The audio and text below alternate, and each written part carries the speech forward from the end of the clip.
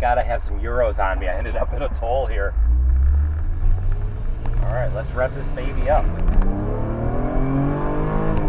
Oh, man. Oh, this thing is glorious. Hey, Lawrence Ulrich here with The Drive, and we're out here driving the new 2018 BMW M5 with 600 horsepower, but we're also doing a little time capsule blast from the past here. This is a 1992 M5. This is a generation that first came out in 1988. And just look at it, in this color, this is the part that's killing me. This is called Daytona Violet. I mean, it's just gorgeous. And you know, it just has all the character that we remember from the great days of them. And we're gonna go take a spin. You know, you forget that cars from 25 years ago could still handle. Look at this.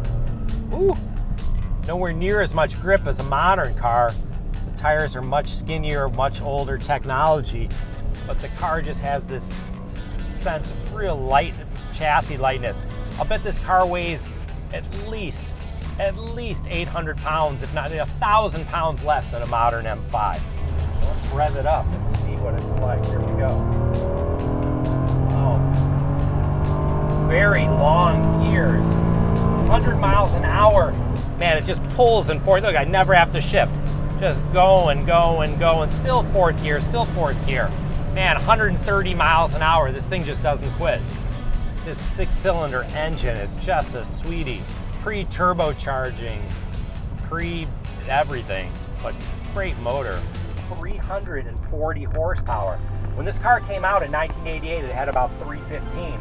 And by this time, 1992, it had 340 horsepower from a high revving inline six that revs to 7,000 RPM. You know, it doesn't sound a lot in this era, but back in the day, this was a real rocket ship. 0 to 60 in about 6.6, 6.7 seconds, a top speed of 155 miles an hour. This was the fastest production German sedan of its time. They only sold barely 3,000 of this car all around the world in this year. Got this skinny steering wheel, a little stubby 5-speed shifter. It's got a power telescoping wheel, but with no tilt. It's got the window switches on the console. You can just see everything out of this car. Look at this belt line. I mean, it's down around by my elbows. Just so much glass area.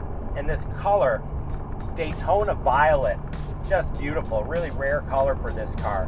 This thing feels incredible. The steering's just got so much connection. A little bit of play on center, but man, you can just feel every little nugget coming through the tires. Woo!